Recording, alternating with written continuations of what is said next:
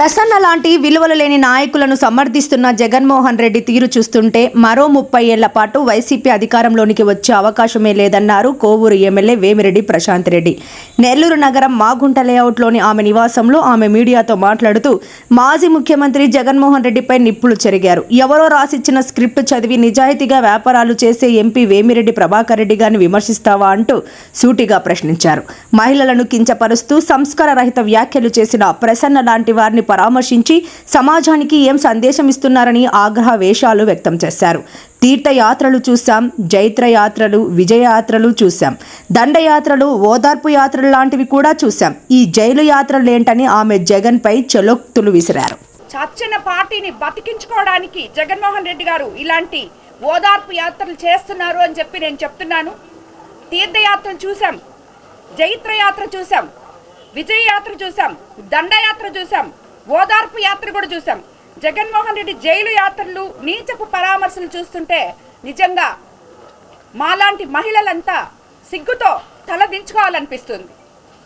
ఎక్కడ మీరు మహిళలకు గౌరవిస్తున్నారు? రాబోయే రోజుల్లో 33% రిజర్వేషన్ ఉంది. ఎంతోమంది ఉన్నత కుటుంబాల్లోంచి స్త్రీలు బయటకు వచ్చి రాజకీయాల్లో అడుగుపెట్టబోతున్నారు. వాళ్ళందరికీ ఏంటి ఇన్స్పిరేషన్? మాలాంటి మేము ఎంతో ధైర్యం చేసి బయటకు వచ్చి నాయకులుగా ఎదుగుతూ సేవ చేయడానికి వచ్చిన వాళ్ళం. మేము నాయకులుగా మేము సేవ చేయడానికే రాజకీయాల్లోకి వచ్చాము అన్న విషయం అందరికంటే బాగా జగన్మోహన్ రెడ్డి గారికి మాత్రమే తెలుసు. మొట్టమొదట ఆయనకే తెలుసు. వేమిరెడ్డి ప్రభాకర్ రెడ్డి గారంటే ఏంటో ఆయనకే తెలుసు. ఈరోజు ఈపీఆర్ గారు ఇక్కడ నెల్లూరులో క్వాడ్స్, ఇసుక, సిలికా చేస్తున్నారని మాట్లాడుతున్నాడు. ఈరోజు మాట్లాడాడు ఆయన. ఎవరో స్క్రిప్ట్ రాసిస్తే చదువుకున్నట్టున్నారు. లేకపోతే నిన్న రాత్రే చెప్పారు క్లియర్గా ఈపీఆర్ గారు, నాకు క్వాడ్స్కి ఎటువంటి సంబంధం లేదు, 400 కోట్లతో 500 కోట్లతో ఫ్యాక్టరీ పెట్టబోతున్నాను, ఆ ఫ్యాక్టరీ యువతకి ఉపాధి కల్పిస్తుందని, అది కూడా మారుమూల గ్రామాల్లో పెట్టబోతున్నాం, దానికోసం నేను ఫలాంది చేశాను. ఈరోజు ఇటువంటి నీచులందరూ మాట్లాడిన దాని మాటల కోసం నాకు అవసరం లేదు, నేను దాన్ని వదిలేస్తున్నాను అని చెప్పి నిన్ననే ప్రెస్ మీట్ పెట్టడం జరిగింది. అందరికన్నా ముఖ్యంగా వేమిరెడ్డి ప్రభాకర్ రెడ్డి గారు ఏంటో, ఆయన నీతి నిజాయితీ ఏంటో, ఆయన ఎక్కడి నుంచి ఆయనకి ఆదాయం వస్తుందో అన్నీ జగన్మోహన్ రెడ్డి గారికి తెలిసినంత బాగా ఇంకెవరికి తెలియదు. అటువంటి ఆయన పక్కన నలుగురిని పెట్టుకొని ఈరోజు వీపీఆర్ గురించి మాట్లాడడం నిజంగా చాలా హాస్యాస్పదంగా ఉంది. ఇది ఒక్కటే కాదు, చంద్రబాబు నాయుడు గారు ఎక్కడెక్కడి నుంచో, లోకేష్ బాబు గారు పరిశ్రమలు తీసుకొచ్చి మన దగ్గర పెట్టి మన బిడ్డలకి ఉపాధి కల్పించాలని చూస్తుంటే వీళ్ళు మేమొస్తే అది చేస్తాం, మేమొస్తే ఇది చేస్తాం అంటే ఏమని మీరు చేసేది? రాబోయే ఇండస్ట్రీని వాళ్ళకందరికీ బెదిరిస్తున్నారా మీరు? ఈ బెదిరింపులు ఎవరు వినరు, ఎవరు బెదిరిపోరు. అన్నిటికన్నా ముఖ్యంగా మీరు ఈ మాదిర జైలు యాత్రలు చేస్తుంటే 3 రోజుల నుంచి పోలీసులు ఒళ్ళు హోనం చేసుకొని తిరుగుతున్నారు. ఎందుకు తిరుగుతున్నారు? మీకొచ్చే జనాన్ని ఆపడానికి కాదు వాళ్ళు తిరుగుతుండేది. మీ దగ్గరికి డబ్బులు ఇచ్చి తోలించుకున్న జనాన్ని ఎక్కడ ఎవరికి దెబ్బలు తగులుతాయో, మీకైతే మీ మనుషులు, మాకు అందరూ చంద్రబాబు నాయుడు గారి ప్రభుత్వంలో ప్రతి మనిషి ఆయనకి కావాల్సినోడే. వైఎస్ఆర్సీపీ మనిషా, తెలుగుదేశం మనిషా, ఇంకొక పార్టీ మనిషా అని చూడరు. ప్రతి మనిషి క్షేమం కోరుకునే నాయకులు చంద్రబాబు నాయుడు గారు. దానివల్ల ఏ మనిషి కూడా ఇబ్బందులు పడకూడదు అనే ఉద్దేశంతో ఈ పోలీస్ ప్రొటెక్షన్ ఇచ్చారు. అంతేగాని మీ మనుషులు వస్తున్నారు వాళ్ళని ఆపాలి, ఈ మనుషులు వస్తున్నారు వాళ్ళని తరమాలి, అది కాదు మా ఉద్దేశం. ఏ మనిషి కూడా ఇబ్బంది పడకూడదు. ఒకసారి అక్కడ జరిగింది, మొన్న నరసరావుపేట దగ్గర అక్కడ పోయినప్పుడు జరిగింది, ఇంకోసారి ఇంకోటి జరిగింది. ఇక్కడ ఏది జరగకూడదు, అటువంటి విపత్తులు మన ప్రజలకి రాకూడదు. మనం అధికారంలో ఉన్నప్పుడు ప్రజల్ని క్షేమంగా చూసుకోవాలి అనే ఉద్దేశంతో ఇంత పోలీస్ ప్రొటెక్షన్ పెడితే ఆ పోలీసుల గురించి ఎట్టబడితే అట్ట మాట్లాడుతున్నారు. వాళ్ళు భార్య బిడ్డల్ని వదిలేసి మన కోసం ఎంతో సేవ చేస్తున్నారు. అలాంటి వాళ్ళ గురించి మీ దగ్గర ఉన్నారు పోలీసులు, మీరు చేశారు. మీ దగ్గర కూడా ఉన్నారు కదా, మీ దగ్గర పనిచేసిన వాళ్ళే ఈరోజు కూడా ఉన్నారు. వాళ్ళని పట్టుకొని ఈరోజు మీరు ఇలా మాట్లాడుతున్నారంటే దానికి అర్థం ఏంటి? ఇక్కడ ఎన్నో పరిశ్రమలు తీసుకొచ్చి అభివృద్ధి చేయాలని చెప్పి చూస్తుంటే ఆంధ్రప్రదేశ్కి జగన్మోహన్ రెడ్డి గారు ఒక సైంధవుల్లాగా వ్యవహరిస్తున్నారు. అదేవిధంగా నెల్లూరు జిల్లాకి ఈ అనిల్ కుమార్ యాదవ్, ఈ ప్రసన్న కుమార్ రెడ్డి ఇలాంటి ఇక్కడున్న వాళ్ళు సైంధవుల్లాగా అడ్డుపడి జిల్లా అభివృద్ధిని అడ్డుకుంటున్నారు. కానీ ప్రజలు ఆల్రెడీ ఎప్పుడూ లేని విధంగా నెల్లూరు జిల్లాలో 10కి 10 సీట్లు ఇచ్చారు. అదే మాదిర ఎప్పుడూ కంటిన్యూ అవుతుంది. ఎందుకంటే జనానికి తెలుసు మీరేంటో, మీ ప్రవృత్తి ఏందో, మీ వృత్తి ఏందో. ఏ రోజైతే ఒక మహిళ చేత మీరు తల్లి కావచ్చు, చెల్లి కావచ్చు, చెల్లి వరుస కావచ్చు, ఏ మహిళ చేత అయితే మీరు కన్నీళ్లు పెట్టించారో ఆ మహిళల ఉసురు ఊరికే పోదు. భగవంతుడు అనేవాడు ఉన్నాడు, ఆయనే చూసుకుంటాడు మీరు చేసే తప్పులన్నీ. కానీ మరోసారి నేను చెప్తున్నాను, జగన్మోహన్ రెడ్డి గారు ఇది కరెక్ట్ కాదు. ఇలాంటి నాయకుల్ని సమర్థించబాకండి. ఇలాంటి నాయకుల్ని సమర్థిస్తే ఇప్పుడే కాదు, ఇంకా ఒక 30 ఏళ్ళు కూడా మీరు అధికారంలోకి రాలేరు. ఎందుకంటే మాట్లాడే వాళ్ళని తప్పు చేసినప్పుడు నువ్వు తప్పు చేశావు అని చెప్పేవాడే నాయకుడు. తప్పు చేసినా సమర్థించుకునేవాడు నాయకుడు అనిపించుకోడు. అదే ఈరోజు చంద్రబాబు నాయుడు గారు ఎవరు తప్పు చేసినా, ఏ ఎమ్మెల్యే తప్పు చేసినా, ఏ నాయకుడు తప్పు చేసినా ఇమీడియట్గా పిలిచి ఎందుకు ఇది చేస్తున్నారు, మీ పద్ధతి మార్చుకోండి, సరిగా లేదు అని చెప్తున్నారు. మీరు ఏ రోజైనా అలా చెప్పారా మీ నాయకులకి? ఎవడు తప్పు చేస్తే వాళ్ళని సపోర్ట్ చేసి ఇంకా కొంచెం తప్పు చేయండి అని చెప్పి వాళ్ళందరినీ మీరు ఉద్ధరిస్తున్నారు. కాబట్టి మీరు ఓదార్పు యాత్రలు చేయడంలో నేను తప్పంటలేదు, జైలు యాత్రలు చేయడము తప్పంటలేదు. కానీ ఎందుకు చేస్తున్నారో, ఎవరి కోసం చేస్తున్నారో ఒకసారి ఆలోచించి చేయండి. అవతలి వాళ్ళు ఏం తప్పులు చేస్తున్నారో తెలుసుకోండి. 6 సార్లు ఎమ్మెల్యే అయినంత మాత్రాన, నల్లపరెడ్డి శ్రీనివాసులరెడ్డి గారి కొడుకైనంత మాత్రాన అతని వల్ల అతని కుటుంబం పరువంతా పోయింది కానీ ఏమీ మిగల్చలేదు. ఎందుకంటే ఎవరు కూడా ఈ ఒక మహిళ గురించి ఇలాగ మాట్లాడడం ఎవరు హర్షించరు. ఏమి మోసాలు చేసావో అవి నేను నిరూపిస్తా. నువ్వు మాట్లాడిన దాన్ని నువ్వు వెనక్కి తీసుకోగలవా?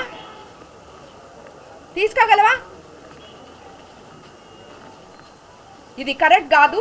ఇలాంటి వాళ్ళ కోసం మీరు ఇంత వ్యయ ప్రయాసలు కోర్చి ప్రభుత్వ ధనం మొత్తం వ్యర్థం చేసి ఇలాగా రావాల్సిన అవసరం లేదేమో అని నేను అనుకుంటున్నాను. కాబట్టి మరోసారి ఇలా మహిళలకి, ఏ మహిళకు కూడా నాకు జరిగిన అన్యాయం జరగకూడదు. దానికోసమనే ఇంతమంది మహిళలు ఈరోజు వైఎస్ఆర్సీపీలో ఉన్న నాయకులు 40 ఏళ్ళ నుంచి ఉన్న వాళ్ళందరూ ఈరోజు వచ్చి మళ్ళీ ఈరోజు కూడా నాతో కలిసి నడుస్తామని చెప్పి వచ్చారు. అందరికీ నమస్కారం. మీకు అందరికీ తెలుసు నేను ప్రత్యేకంగా ఈ ప్రెస్ మీట్ ఎందుకు పెట్టాను. ఎందుకంటే ఒక రాష్ట్రాన్ని 5 సంవత్సరాలు ముఖ్యమంత్రిగా పాలించి మహిళా వ్యక్తిత్వ హననం చేసేలా నీచపు వ్యాఖ్యలు చేసిన గొప్ప వంశోద్ధారకుడు, నల్లపరెడ్డి వంశోద్ధారకుడు, 6 సార్లు ఎమ్మెల్యే అయిన ఒక మనిషి, చెల్లెల వరుస అయిన ఒక మహిళను ఇష్టం వచ్చినట్టు వ్యక్తిత్వ హననం చేసి మాట్లాడితే అసలు ఏం మాట్లాడాడు అనేది వినకుండా ఆ మనిషిని పరామర్శించడానికి ఈరోజు ఈ జగన్మోహన్ రెడ్డి గారు రావడం నిజంగా ఎంత హాస్యాస్పదంగా ఉందంటే అంత హాస్యాస్పదంగా ఉంది. అసలు మీరు ప్రజలకి ఏం మెసేజ్ ఇస్తున్నారు? 5 సంవత్సరాలు మీ పాలనలో మీ నాయకులు, మీ ఎమ్మెల్యేలు ఎన్నో నీచంగా ఘోరాలు చేసిన దానికి ఫలితంగా ఈరోజు ప్రజలు మిమ్మల్ని తరిమి కొట్టి 11 సీట్లతో గెలిపించారు. 154 సీట్లతో గెలిచిన మిమ్మల్ని ఈరోజు 11 సీట్లకి దించారు. అది ఎందుకు దించారు? మీరు చేసిన మాటలు, మీరు చేసిన అవినీతి, అరాచకాలు ప్రతి ఒక్కడు అసెంబ్లీ దగ్గర నుంచి తీసుకుంటే ప్రతి జిల్లాలో, ప్రతి కాన్స్టిట్యున్సీలో నీతి నిజాయితీ అనేది తెలియకుండా దోచుకోవడమే కాకుండా ఎంతో మంది మహిళల్ని హరాస్ చేశారు, ఎంతో మందిని జైలుకు పంపించారు, ఎంతో మందిని తరిమి కొట్టారు, మాట్లాడిన ప్రతి ఒక్కరి ఇల్లు ధ్వంసం చేశారు. ఇదే ప్రసన్న కుమార్ రెడ్డి ఒక్కసారి మీరందరూ వెనక్కి తిరిగి చూస్తే పోలంరెడ్డి శ్రీనివాసరెడ్డి గారి గురించి, వాళ్ళ భార్య గురించి ఏం మాట్లాడాడో వినండి ఒకసారి. వీరి చలపతిని అడ్డంగా పెట్టుకొని ఇతను ఏం మాట్లాడాడో చూడండి. ఆ తర్వాత మాట్లాడమే కాకుండా ఒక ఎస్సీ నాయకుడైన కరకట్టు మళ్ళీ ఇల్లు ధ్వంసం చేశాడు. ఇదే పోలంరెడ్డి శ్రీనివాసరెడ్డి ఇంటి మీదకి పోయాడు. వాళ్ళ తమ్ముడు ఇల్లు రాజపాలెంలో ఉంటే ఆ ఇంటి మీదకి పోయాడు. ఇవన్నీ ధ్వంసం చేశారు గత 5 సంవత్సరాల్లో జగన్మోహన్ రెడ్డి గారి ప్రభుత్వంలో. ఈ వైఎస్ఆర్సీపీ ప్రభుత్వానికే అసలు చెల్లెళ్ళన్నా, తల్లులన్నా, మహిళలన్నా ఏ మాత్రం గౌరవం లేదు. సభ్య సమాజం తలదించుకునేలాగా వాళ్ళని మాట్లాడి మళ్ళీ రాజకీయాల్లోకి వస్తే విమర్శలు అనేటివి ఉంటాయి, ప్రతి విమర్శలు ఉంటాయి. విమర్శలు తట్టుకోలేని వాళ్ళు రాజకీయాలు చేయకూడదు అని నీతి సూక్తాలు చెప్తున్నారు. ఏంటి విమర్శలు? ఎక్కడి వరకు? ఏం విమర్శలు చేశాం? రాజకీయంగా నువ్వు 6 సార్లు ఎమ్మెల్యేగా ఉన్నావు కాబట్టి, 6 సార్లు ఎమ్మెల్యేగా నువ్వు కోవూరు నియోజకవర్గం నుంచి నువ్వు ప్రాతినిధ్యం వహించావు కాబట్టి, నిన్ను 54,000తో ఓడించి గెలిచాను కాబట్టి నువ్వు చేసిన అవినీతిని, ప్రజల డబ్బు దోచుకున్న విధానాన్ని అడిగాను నేను. నువ్వు అవినీతి చేశావు, నువ్వు పర్సెంటేజ్లు తీసుకున్నావు. నువ్వు ఈరోజు ఇంతమంది నాయకులు ఈరోజు వచ్చి నాతో చేరారు. ఈ నాయకులందరినీ నువ్వు నీ దగ్గరున్న నాయకులను కూడా ఒక మహిళా ఎమ్మెల్యే ఉన్న దగ్గర రెడ్ లైట్ ఏరియాలో నాయకుల్ని కొంటున్నట్టు కొన్నావని చెప్పి మాట్లాడావు. నీకు నీతి నియమాలు అనేటివి తెలియదు మీ పార్టీ వాళ్ళకి. అంటే ఎవరు వాళ్ళు? నీ దగ్గర ఉన్న నాయకులు, నీకు సేవ చేసిన నాయకులు. ఈ అన్న 40 సంవత్సరాల నుంచి నల్లపరెడ్డి కుటుంబంతో కలిసి ఉన్నాడు. ఈరోజు నా దగ్గరకు వచ్చారు, నాతో కలిసి నడుస్తానమ్మా, నీతో ఉంటానమ్మా అని వచ్చారు. ఇలాంటి నాయకుల్ని గురించి నువ్వేం మాట్లాడావు? దానికే నేను నిన్ను విమర్శించడం జరిగింది. నువ్వు కాంట్రాక్ట్స్ తీసుకొని ఆ కాంట్రాక్ట్ అసలు స్టార్టే కాకుండా కాంట్రాక్ట్ ఇచ్చిన దానికే కమిషన్ తీసుకుంటే ఆ కాంట్రాక్టర్ రమేష్ నాయుడు అయితే దాని గురించి నేను మాట్లాడాను. ఇవి మాట్లాడినప్పుడు నువ్వు తిరిగి నన్ను ఏం మాట్లాడాలి? నువ్వు ఇక్కడ కమిషన్ తీసుకున్నావమ్మా, నువ్వు ఈ కాంట్రాక్ట్లో తీసుకున్నావమ్మా, లేదు నువ్వు ఇక్కడ గ్రావెల్ ఎత్తావమ్మా, నువ్వు ఇక్కడ మట్టి ఎత్తావమ్మా, ఇసుక ఎత్తావమ్మా నువ్వు మాట్లాడాలి. దీన్ని రాజకీయ విమర్శలు అంటారు, విమర్శలకి ప్రతి విమర్శలు అంటారు. అంతేగాని నేను నిన్ను రాజకీయంగా విమర్శిస్తే నువ్వు నా వ్యక్తిగత హననం చేశావు. అసలు నీకేం హక్కు ఉందని ఒక మహిళ గురించి మాట్లాడడానికి సభ్య సమాజం తలదించుకునేలాగా 10 మందిని వేసుకొని నువ్వు ఎలా మాట్లాడగలవు? నువ్వు మాట్లాడిన దానికి ఈరోజు జగన్మోహన్ రెడ్డి గారు వచ్చి నిన్ను పరామర్శించడం అనేది సభ్య సమాజం మరోసారి తలదించుకుంటుంది మిమ్మల్ని అందరినీ చూసి. ఇలాంటి వైఎస్ఆర్సీపీ పార్టీనా, ఇలాంటి నాయకులనా మనం 5 సంవత్సరాలు వీళ్ళకా పట్టం కట్టింది అని చెప్పి ఆలోచిస్తున్నారు ప్రతి ప్రజలు. ఈరోజు దేనికి మీ ఓదార్పు యాత్రలు? ఎవరిని పరామర్శించడానికి మీ ఓదార్పు యాత్రలు? ఇలాంటి వాళ్ళని పరామర్శించడానికా? వాళ్ళకి మీరు చెప్పినట్టే వాళ్ళకి అమ్ముంది, వాళ్ళకి భార్య ఉంది, వాళ్ళకి చెల్లెళ్ళు ఉన్నారు, అక్కల చెల్లెళ్ళు ఉన్నారు, అందరూ ఉన్నారు. వాళ్ళ అక్కల చెల్లెళ్ళే రాజకీయంలోకి వచ్చుంటే, వాళ్ళ అమ్మే రాజకీయంలోకి వచ్చుంటే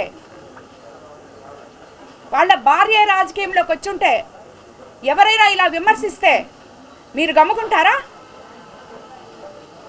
మీరు ఎంత దిగజారుడుతనం మీద ఉందంటే ఈ మాటలు మీరు మాట్లాడిన దానికి నిన్నగాక మొన్న నేను ఎమ్మెల్యే అయిన కాన్స్టిట్యున్సీలో కార్యకర్తలే కడుపులో మండిపోతుందమ్మా అని చెప్పారు. అలాంటిది ఒక నాయకులుగా ఉండి ఒక రాష్ట్రాన్ని 5 సంవత్సరాలు ముఖ్యమంత్రిగా ఏలి 6 సంవత్సరాలు ఎమ్మెల్యేగా ఉండి ఇలాగ మాట్లాడకూడదు అనే నీతి కూడా మీకు తెలీదా? అది కూడా మీరు ఆలోచించలేకపోయారా? ఈరోజు చంద్రబాబు నాయుడు గారు కానీ లోకేష్ బాబు గారు కానీ అహర్నిశలు ప్రజల కోసం మీరు చేసిపోయిన విధ్వంసాన్ని సరిదిద్దుకుంటూ కష్టపడుతూ ప్రజల కోసం పేద ప్రజల కోసం పాటుపడుతుంటే మీరు మాట్లాడితే రెడ్ బుక్ రాజ్యాంగము ఏంటి? రెడ్ బుక్ రాజ్యాంగం మీరు చేసిన తప్పులే ఈ రెడ్ బుక్ రాజ్యాంగాలు ఇవన్నీ.